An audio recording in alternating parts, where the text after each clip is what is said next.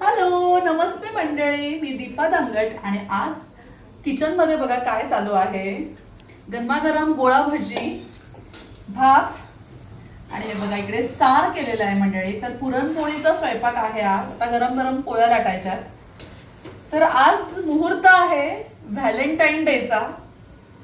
आता जगात कोण कसं कसं व्हॅलेंटाईन डे साजरा करतंय माहिती नाही, पण आमच्याकडे व्हॅलेंटाईन डे असा साजरा होतो पुरणपोळीचा स्वयंपाक करून. कारण आमच्या व्हॅलेंटाईनचा आज बर्थडे असतो आणि म्हणून त्यांच्या आवडीचा स्वयंपाक दरवर्षी केला जातो बरं का. आता आमच्या यांना बाहेरचं खायला आवडत नाही, कुठे फिरायला जायला आवडत नाही आणि त्यांच्या आवडीचा मेनू आहे हा बाहेर माझ्या हातचा काही त्यांना मिळणार नाही. आणि मग गोडगोड बोलून तुझ्या हातची पुरणपोळी असं म्हणून मला करायला लावतात आणि मी पण आनंदाने करते बरं का.